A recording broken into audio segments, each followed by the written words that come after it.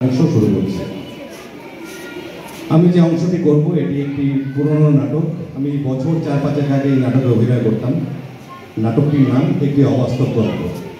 গল্পটা খানিকটা এরকম, এই নাটকের মূল চরিত্র, তার নাম হচ্ছে কমণ্ডল, যে একজন ফাঁসির আসামি। প্রায় 22-23 বছর বিচার হওয়ার পর তার ফাঁসির হুকুম হয়েছে।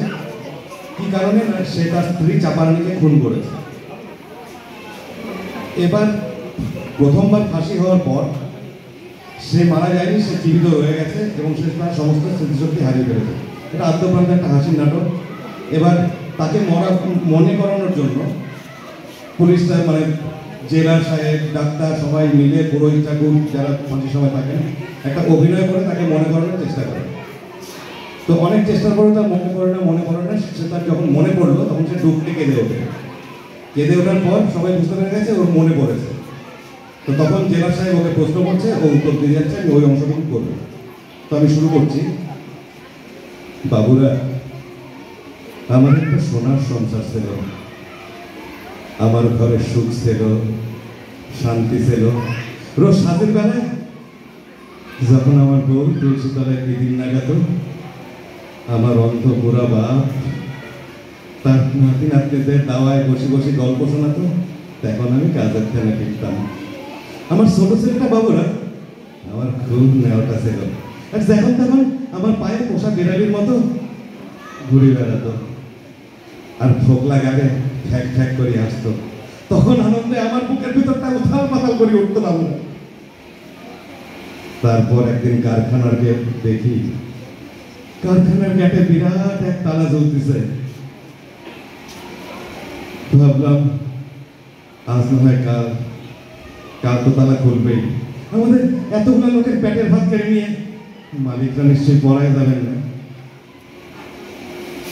আস্তে আস্তে আমাদের কারখানার কাটে মসজিদ ধরে গেল বাবুরা। আমাদের কারখানার সুন্দর সাজানো বাগান জঙ্গলে ভরে গেল বাবুরা। আমাদের পেটে টান করতে লাগলো।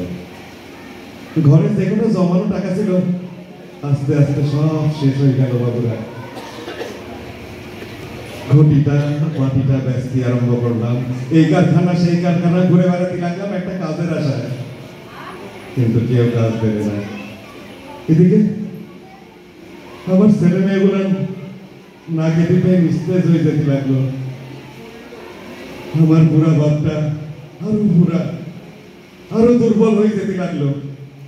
আমার ছোট ছেলেটা বাবুরা, যেটা আমার দেখলে খালি ফ্যাল করে হাসতো, সে হাসি ভুলে ড্যাব ড্যাব করে আমার মুখের দিকে চেয়ে থাকতো। যেন ওর চোখ দুটো দিয়ে বলতে চাইছে, বাপরে আমার বড্ড খিদে লেগেছে বাপ, আমার দুটো খেতে দিতে, আমার বড্ড খিদে লেগেছে বাপ, আমার দুটো খেতে দিতে। আমি শরীরের মতন ওদের সামনে থেকে পড়াই যেতাম। তারপর একদিন অনেক রেতে শরীর মতো বাড়িতে ফিরেছি। ভেবেছি ছেলে মেয়েগুলো না খেতে পেয়ে খিদে কাঁদতে কাঁদতে ঘুমায় পড়েছে। কিন্তু এ কি, ঘরে ঢুকে দেখি সবাই ভাত খাচ্ছে। আমার বুকের ভিতরটা তক করে উঠল। ঘরেতে একটা নাও চাল ছিল নি। চাল পেয়েছি কোথায়? চাপা বললে পাশের বাড়ির থেকে 2 মুঠো চাল চুরি করে এনেছি। আমার মাথায় আগুন ধরে গেল। চুরি করা চালের ভাত আমি আমার ছেলে মেয়েদের খেতে দেবো না।